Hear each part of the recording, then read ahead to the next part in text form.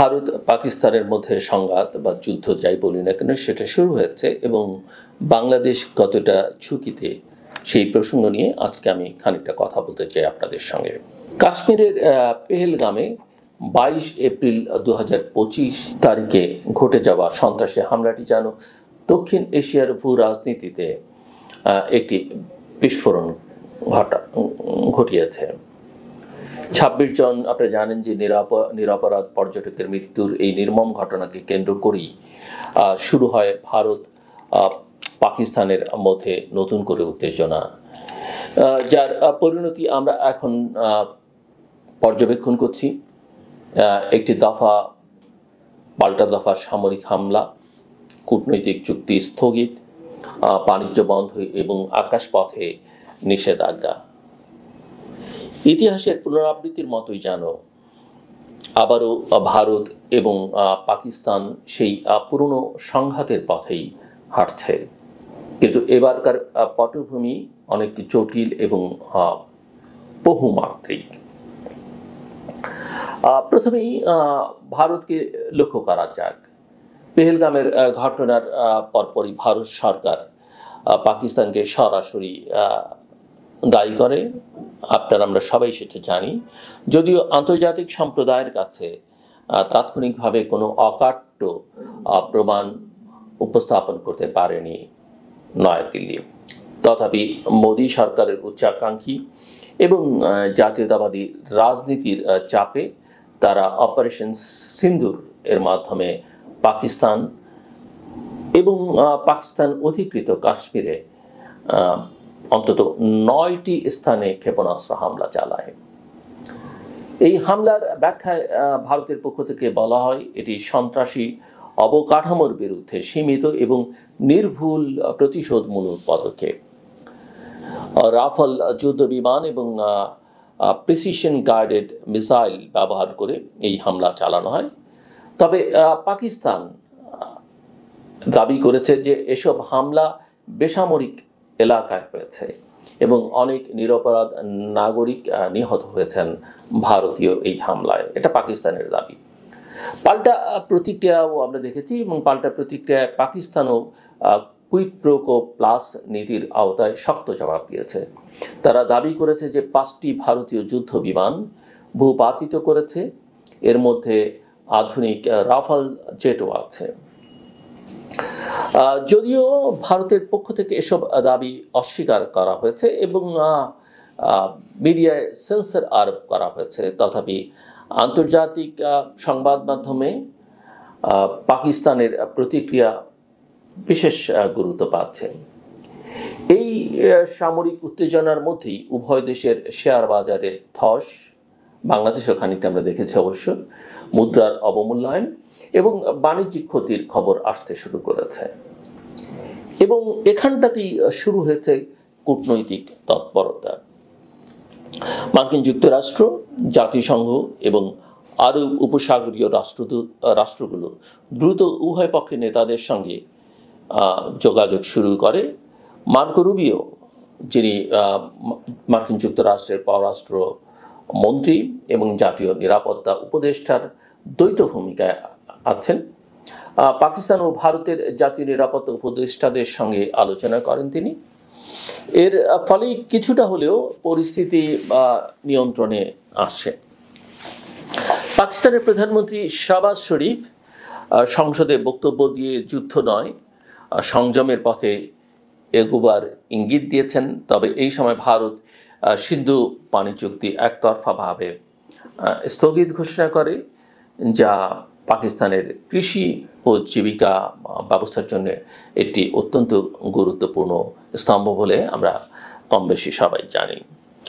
এই সিদ্ধান্ত ভারত পাকিস্তান সম্পর্কের এক বড় মোড় ঘোরানো পদক্ষেপ।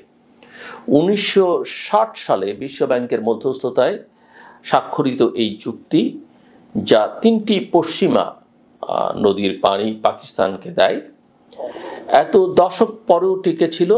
এমনকি যুদ্ধ এবং সংঘাতের মধ্যে, আপনারা জানেন এর মধ্যেই দুই দেশ বেশ কয়েকবার যুদ্ধ এবং সংঘাতে জড়িয়েছে। এবার সেই চুক্তি নিয়ে প্রশ্ন তুলে দিল ভারত এবং একে পাকিস্তানের সন্ত্রাসে মদদের জবাব বলে উল্লেখ করে। পাকিস্তান এই সিদ্ধান্তকে যুদ্ধ ঘোষণার সমতুল্য বলে চিহ্নিত করে এবং জাতিসংঘ, আন্তর্জাতিক আদালত এবং বিশ্বব্যাংকের কাছে যাবার প্রস্তুতি নিতে শুরু করে। কাশ্মীর আবারও এই সংঘাতের কেন্দ্রবিন্দুতে। এই ভূখণ্ড গত 7 দশক ধরে ভারত এবং পাকিস্তানের মধ্যে তীব্র বিতর্ক এবং সামরিক প্রতিযোগিতার এক রণাঙ্গনে পরিণত হয়েছে।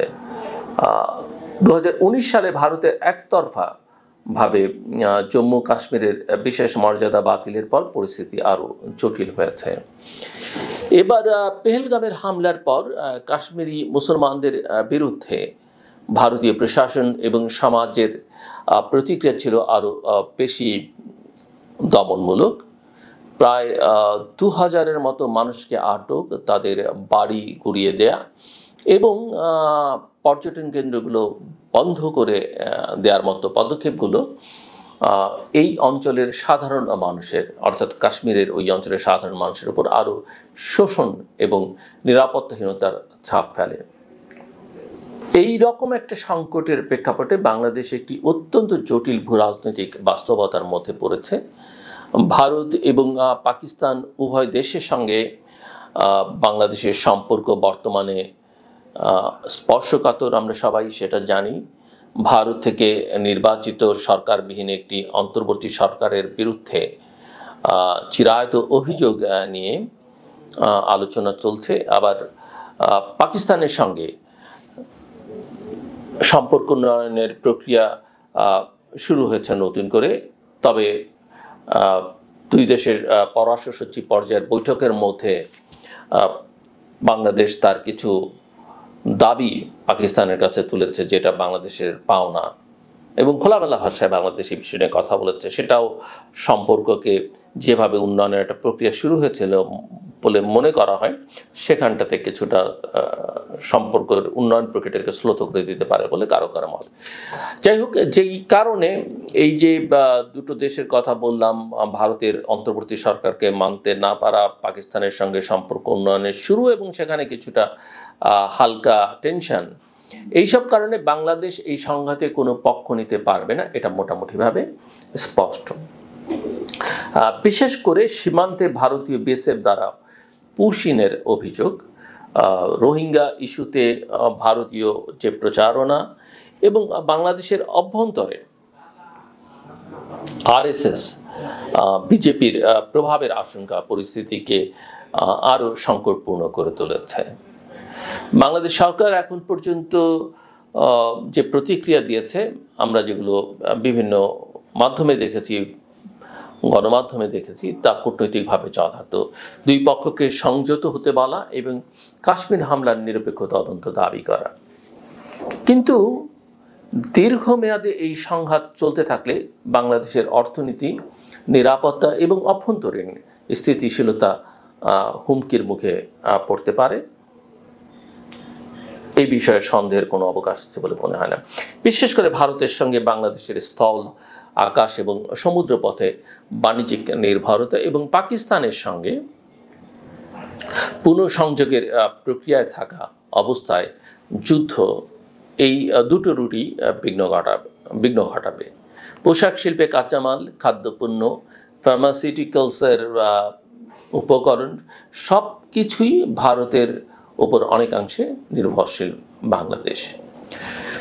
সমুদ্র এবং আকাশপথে জটিলতা সৃষ্টি হলে এসব সরবরাহে ঘাটতি দেখা দেবে, দাম বাড়বে এবং উৎপাদন ব্যাহত হবে।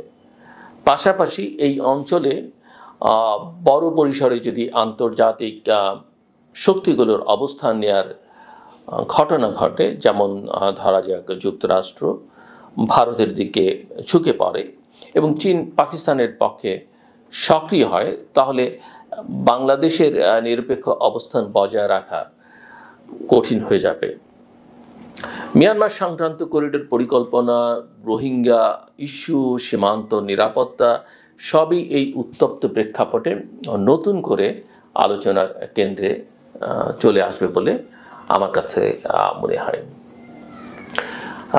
এই মুহূর্তে বাংলাদেশের যেটা প্রয়োজন সেটা হচ্ছে একটা সুসংহত, অভ্যন্তরীণভাবে সমন্বিত কূটনৈতিক কৌশল। যুদ্ধ যদি সীমিত থাকে তবে কৌশলগত প্রস্তুতি যথেষ্ট হবে, তবে তা যদি মাফ করবেন, তা যদি বিস্তৃত হয় তাহলে খাদ্য নিরাপত্তা, জ্বালানি সরবরাহ, বৈদেশিক বাণিজ্য এবং বিনিয়োগ প্রবাহ সব কিছুই ঝুঁকির মধ্যে পড়বে।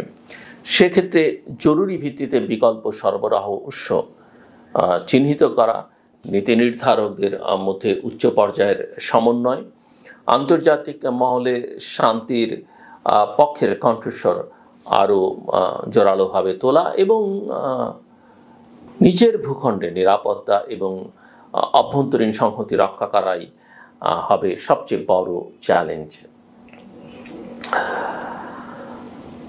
এই অঞ্চলে যুদ্ধ কেউই চায় না আসলে। যারা যুদ্ধে লিপ্ত হয় তারাও আসলে সেই অর্থে যুদ্ধ চায় না, সাধারণ মানুষ চাই না। কিন্তু ইতিহাস আমাদের শিক্ষা দেয় যে যুদ্ধ বহুবার জাতীয়তাবাদের জিগির তুলে, রাজনৈতিক ব্যর্থতা ঢাকতে এবং সামরিক শিল্পজোটের স্বার্থ রক্ষা করতে সংগঠিত হয়েছে।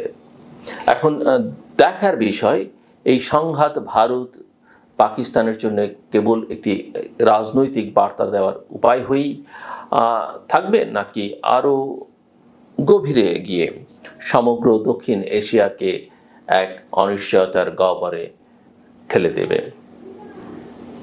বাংলাদেশ সেই অনিশ্চয়তার প্রান্ত সীমায় দাঁড়িয়ে আছে, এক দুরূহ কূটনৈতিক নৌকো চালানোর প্রস্তুতিতে।